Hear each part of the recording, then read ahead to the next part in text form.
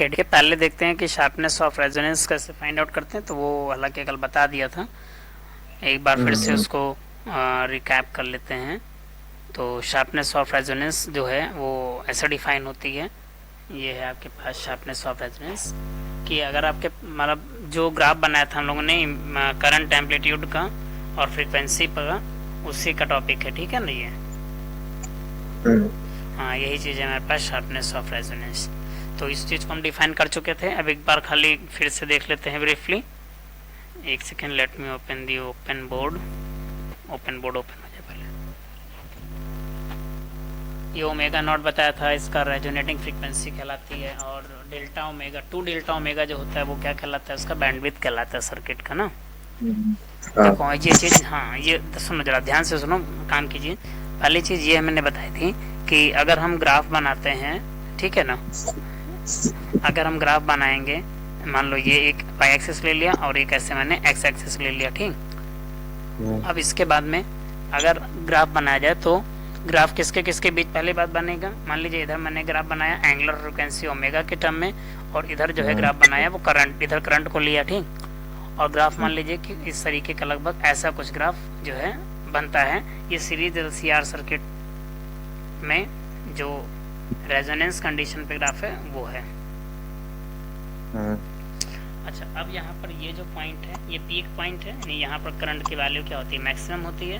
तो इसके करस्पॉन्डिंग जो फ्रीक्वेंसी हमारे पास मान लीजिए ये आएगी, इसी को ओमेगा नॉट बोलेंगे। क्या बोलेंगे, ओमेगा नॉट, यानी इसी को रेजोनेटिंग फ्रीक्वेंसी बोलते हैं।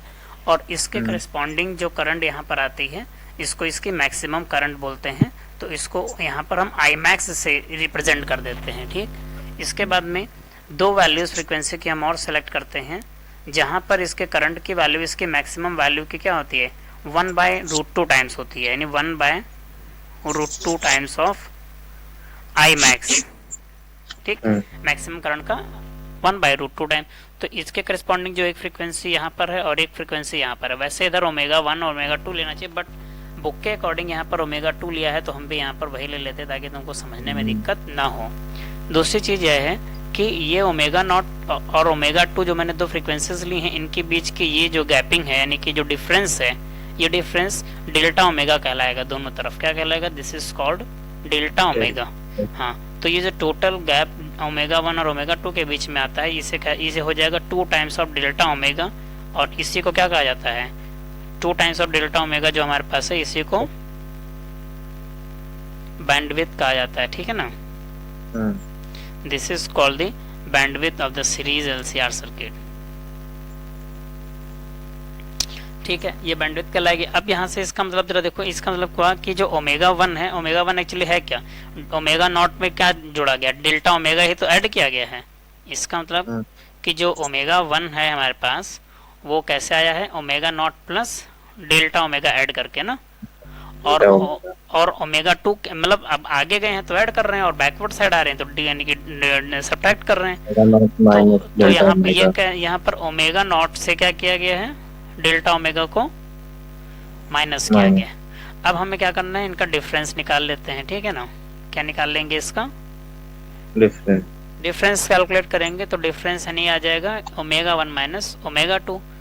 तो ओमेगा नॉट हमारे पास, ओमेगा 1 हमारे पास omega not plus times of delta omega, और minus time of omega not minus time of delta omega.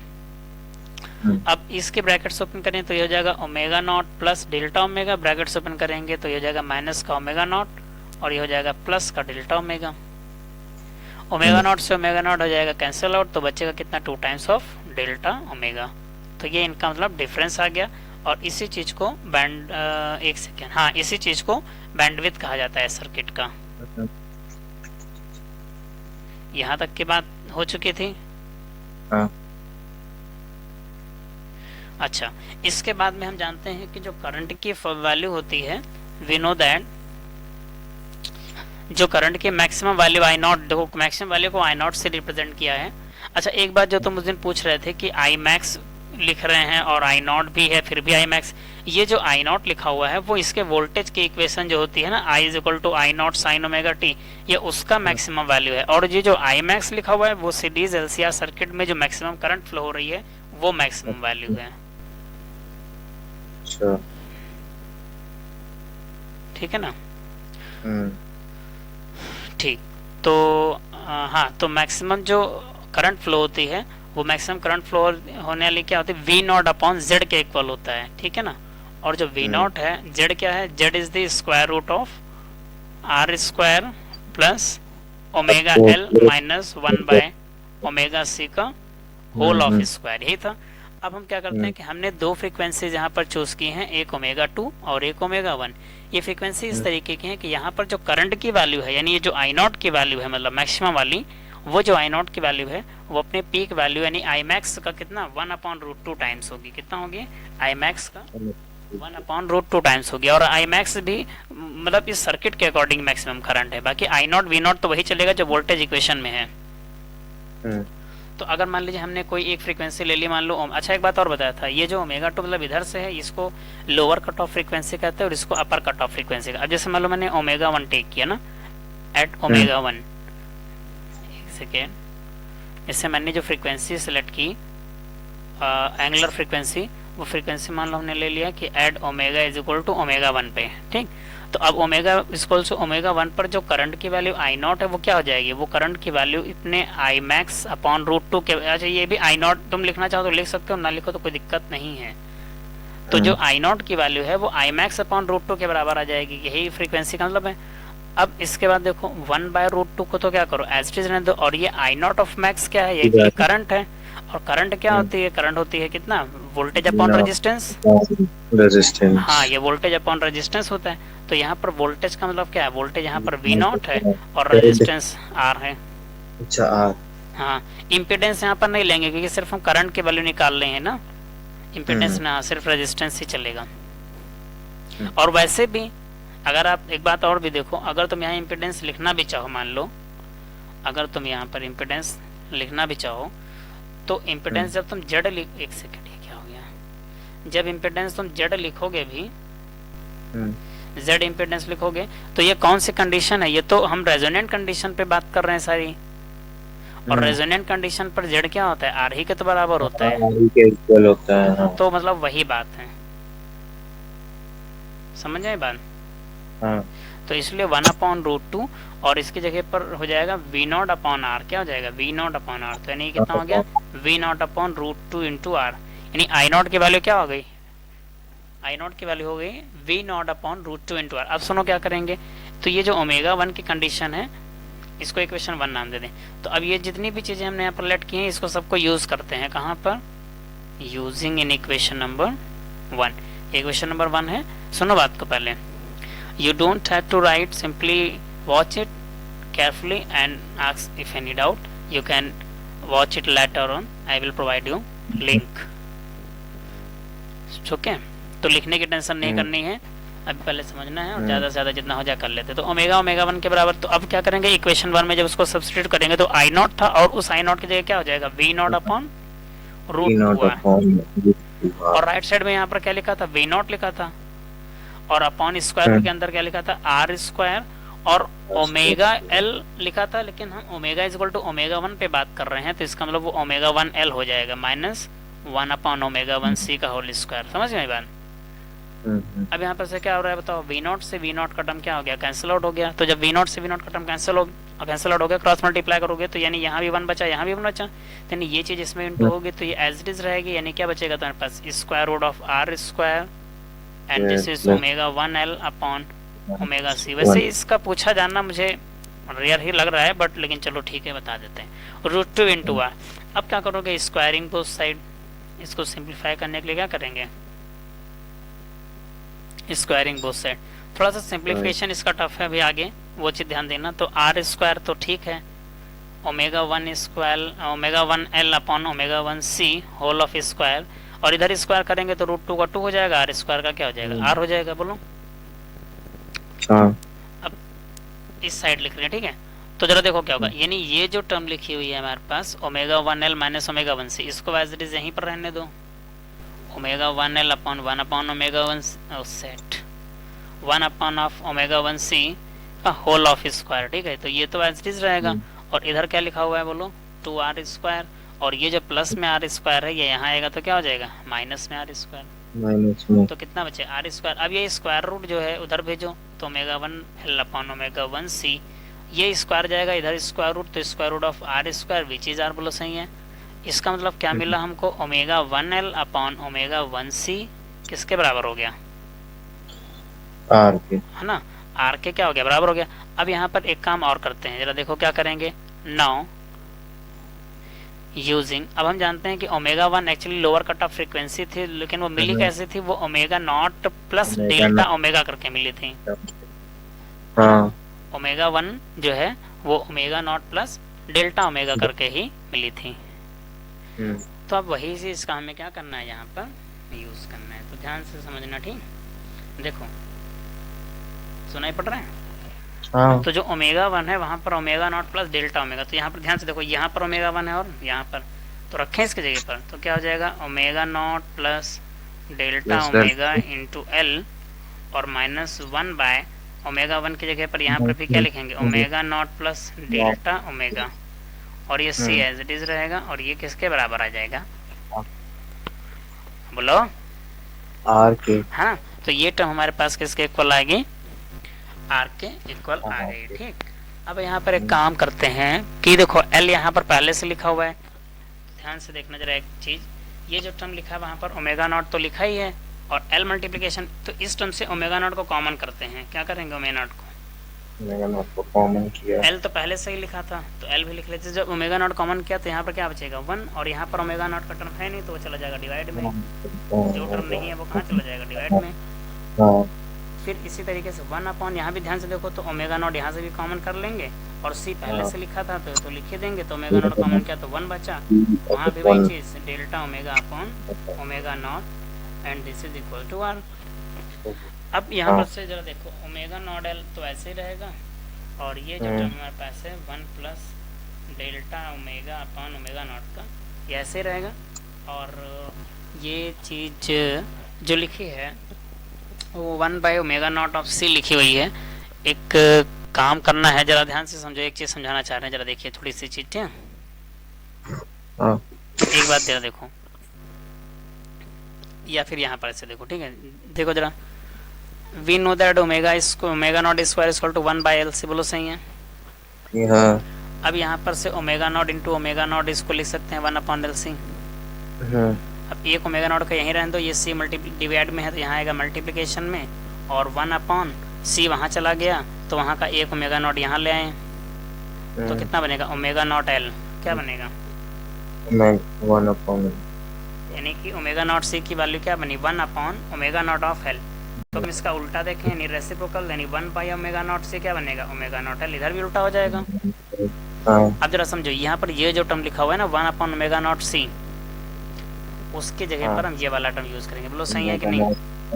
तो उसकी जगह पर हमने क्या लिख लिया ओमेगा नॉट ऑफ एल, और ये जो अभी यहाँ पर पावर 1 या डिनोमिनेटर में है, इस एक्सप्रेशन को न्यूमरेटर पे ले जाएंगे, तो जब न्यूमरेटर पर ले जाएंगे तो 1 plus delta omega upon omega naught की पावर -1 हो जाएगा, and this is equal to, बोलो सही है।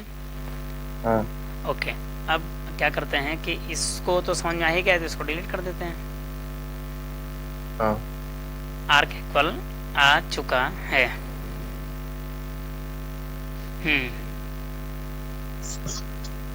ठीक है, बायनोमियल एक्सपेंशन। हाँ, अब यहाँ पर बायनोमियल एक्सपेंशन ले आएंगे, लेकिन बायनोमियल एक्सपेंशन का डिटेल जानने की जरूरत नहीं है क्योंकि तुम्हारा मैथ सब्जेक्ट्स है नहीं। डायरेक्ट आप खाली ये जानो कि 1 plus delta omega upon omega not -1, जब इसे एक्सपेंड करेंगे तो ये नेगेटिव साइन अंदर आ जाएगा, तो ये हो जाएगा 1 upon delta omega upon omega not. Actually it will contain the many terms, but वो सारे टर्म्स की जो वैल्यू होंगी वो काफ़ी छोटी होती जाएंगी, इस वजह से हाँ उसको निगलेक्ट कर दिया है। तो मतलब जो स्मॉलर बहुत ज़्यादा टर्म्स है उनको निगलेक्ट कर दिया।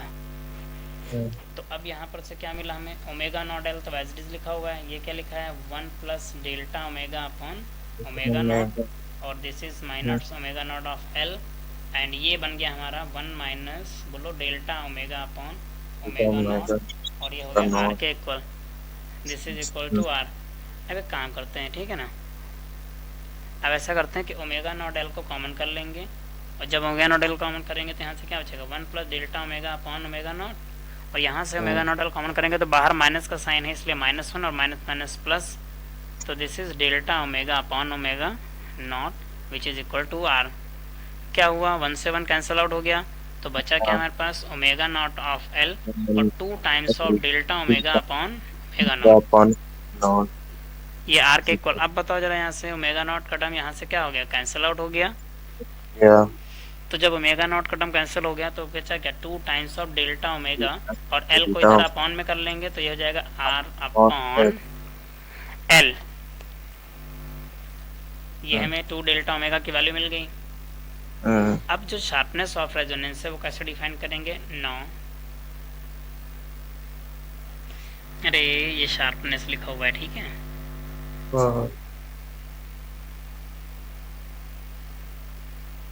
शार्पनेस ऑफ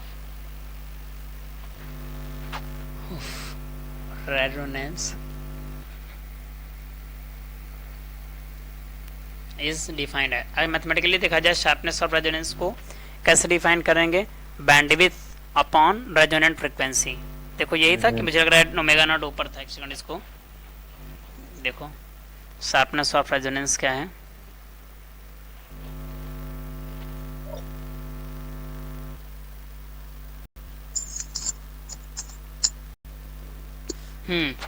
देखो ये है आपका शार्पनेस ऑफ रेजोनेंस। यहाँ से डिफाइन करने के बाद में, हाँ ये रहा, omega naught upon 2 delta omega होता है ना, ओमेगा नॉट ऊपर रहे, हाँ ओमेगा नॉट रहेगा, यानी कि रेजोनेंट फ्रीक्वेंसी अपॉन बैंडविड्थ, ठीक है। ये क्या रहेगा, sharpness of resonance resonant frequency upon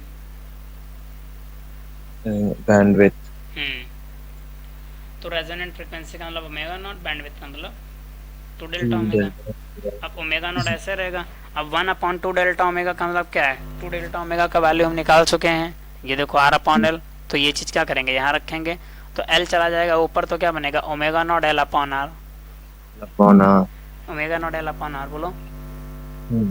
अब यहाँ पर से क्या करोगे कि ये जो omega not L upon R है, यही शार्पनेस ऑफ रेजोनेंस है, या फिर इसको इसी को क्वालिटी फैक्टर भी कहा जाता है। This is also called as quality factor.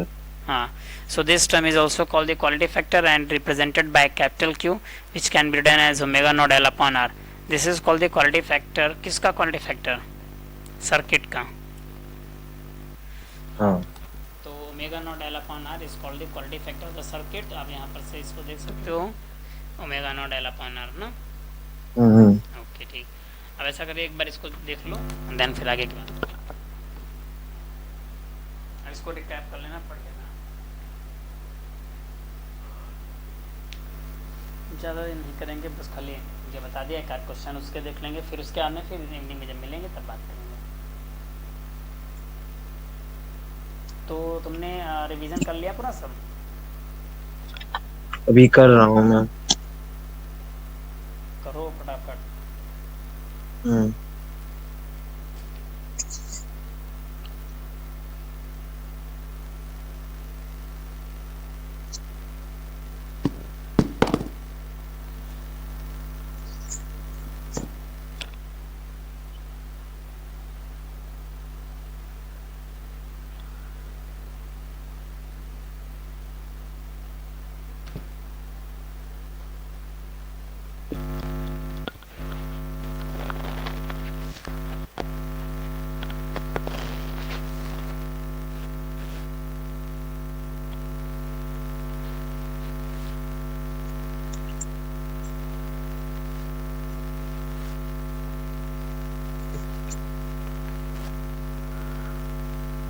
चलो ठीक है, अब हम चलते हैं वर्कशीट पर। चलिए वर्कशीट के एक आध क्वेश्चन को देख लें, बाकी सारे क्वेश्चन जो हैं आप ट्राई करिएगा, जो नहीं आएगा फिर उसको डिस्कस करना, ठीक? ठीक है। Sharpness of resonance, resonance frequency, bandwidth, इतना ठीक। डिलीट करते हैं इसको, राइट। अच्छा सुनो, जो मैंने भी टॉपिक पढ़ाया है, अगर इसको देखना होगा तो लिंक अभी हम यूट्यूब का वीडियो का आपको दे देंगे, आप वहाँ पर से देख लेना, इसलिए लिखने के लिए मैंने मना किया है, ठीक? ठीक है। हाँ, जितनी देर लिखोगे उतनी देर में हम आगे कर लेंगे कुछ। तो और कौन सा टॉपिक बचा है इसमें? और तो मुझे ट्रांसलेशन भी कल हो चुका है। हाँ ठीक है, अब क्वेश्चन अगर आप लगाइएगा। अब चलो हम यहाँ पे हैं,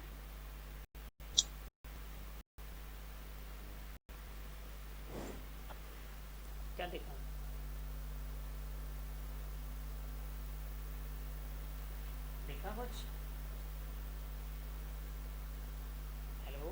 दिख रहा है। वही तो पूछ रहे हैं। दिख रहा है ना? हाँ हाँ। ठीक। अच्छा, अब चलिए हम इसी पर आपको हिंट बता देंगे, आप लगा लीजिएगा, या आप चलो अच्छा बताते हैं। देखो, जैसे कि सबसे पहला क्वेश्चन है कि मैं ये तो कल कर ही लिया था, आसान है, मैग्नेटिक फ्लक्स निकाल लिया था, कर लेंगे ना मैग्नेटिक फ्लक्स वाला। हम्म। हाँ, मैग्नेटिक फ्लक्स आसान निकाल। दूसरा क्वेश्चन है, कह रहा है कि कॉइल है जिसका एरिया 100 सेंटीमीटर स्क्वायर है और इसको रखा गया है एक एंगल थीटा 30 डिग्री पर।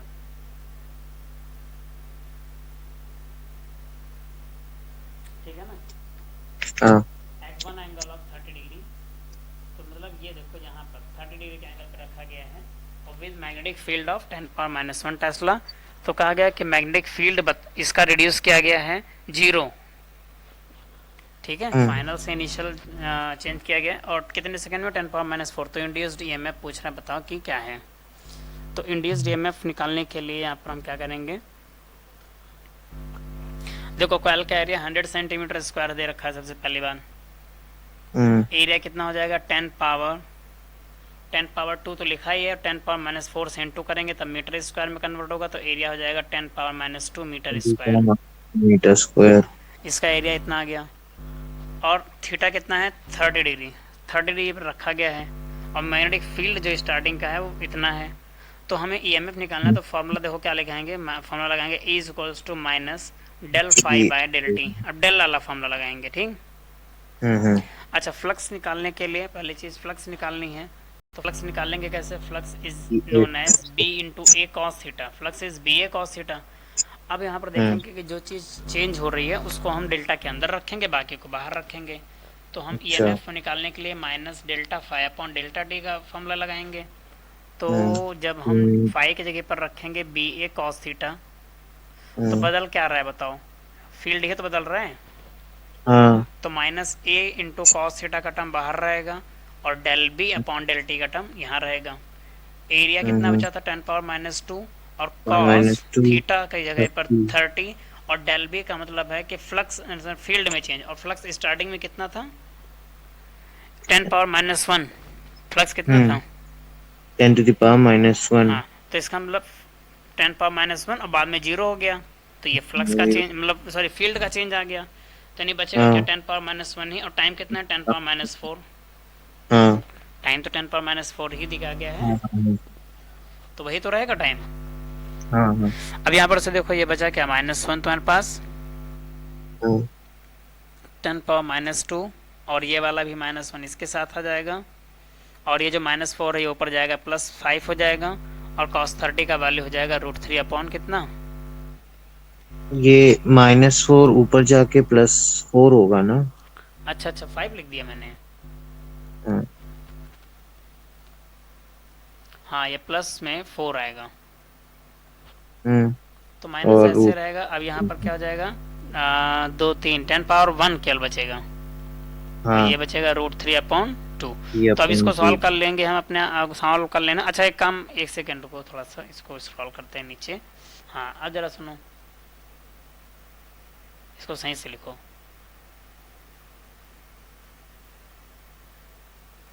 देखो माइनस का क्या बचेगा, 10 बचेगा खाली वहाँ पर, और ये हो जाएगा √3 अपॉन 2 और 2 5 जा कितना 10, तो क्या बचेगा माइनस का 5√3 वोल्ट। अब देखो उसने क्या कहाँ तक सॉल्व किया है, तो ठीक है -5√3 वोल्ट सही है, समझ गए बात को? हाँ। इसी तरीके से क्वेश्चंस लगाने हैं। चलो एक क्वेश्चन और बता देते हैं, इसके अंदर फिर मिलेंगे कल। ये वाला क्वेश्चन पढ़ो। A circular coil of area 300 centimeters square and 25 turns rotate about its vertical diameter with an angular speed 40 second inverse in a uniform horizontal magnetic field of magnitude of 0.05 Tesla. The maximum voltage induced in the coil. तो जो maximum voltage induce होगा coil में वही चीज पूछा है। तो चलो देखो मैक्सिमम वोल्टेज कैसे निकलेगी।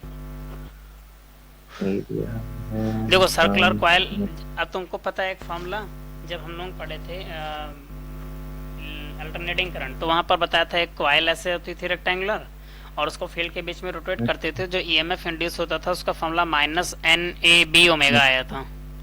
Omega N number of turn area coil, B field, omega angular frequency, यही फॉर्मूला था। बस यही फॉर्मूला तुमको क्या कर देना है, लगा देना है। नंबर ऑफ टर्न्स कितने हैं 25, एरिया कितना था 25, एरिया 200 सेंटीमीटर स्क्वायर। ना ना ना, एरिया है 300 लिखा हुआ है। 300, हाँ, अच्छा। तो जब 300 सेंटीमीटर स्क्वायर एरिया है तो एरिया तुम्हारा मीटर में कन्वर्ट करोगे तो 10⁻⁴ मल्टीप्लाई करोगे तो 3 इंटू 10⁻² बचेगा। 3 इंटू 10⁻²। और फील्ड कितना है जरा बताओ। फील्ड है ये रहा 0.05 इसका मतलब 5 इंटू 10⁻²। हाँ 5 इंटू 10⁻²। और क्या चीज है ओमेगा। ओमेगा। हाँ, ओमेगा कितना है 40। 40। हाँ, तो ओमेगा की जगह पर 40 रखना है, तो ओमेगा की जगह पर क्या रखो 40। अब इसको माइनस तो ऐसे रहेगा, इनको सॉल्व करना है केवल तुमको बस। तो देखो 25 और 3 कितना हो जाएगा 75, यानी कि 75, ये दो मल्टीप्लाई करोगे और ये कितना बचा तुम्हारे पास 50 और 40, 20, 200, ये हो जाएगा 200। और 10 पर कितना पावर बचा, 10 पावर यहाँ पर, 10 पावर यहाँ पर, 10 एक सेकेंड, यानी कि बचा क्या 10 की पावर -4, टर्म क्या बचा 10 पावर -4। अब इसको मल्टीप्लाई कर 75 200 मल्टीप्लाई करोगे तो 150 और 2 0, 10 पावर -4। अब इसको पावर -4 है तो कितना 4 प्लेस 1 2 एक से 4 प्लेस करोगे ना, तो यहाँ से 1 2 3 4, यानी यहाँ पर आएगा 0.5 वोल्ट, यानी 1.5 -1.5 वोल्ट। जी, हाँ -1.5 ईएमएफ की वैल्यू -1.5 वोल्ट आएगा। बोलो हाँ। बताओ यहाँ तक कोई दिक्कत हो। नहीं।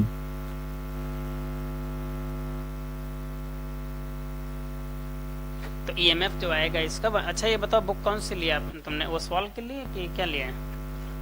अभी बुक मिली नहीं है ना। अच्छा, तो अभी क्या लिए हो कल तो बस मम्मी रजिस्टर लेने गई। अच्छा, मुझे लगा प्रैक्टिस पेपर्स वगैरह लिए।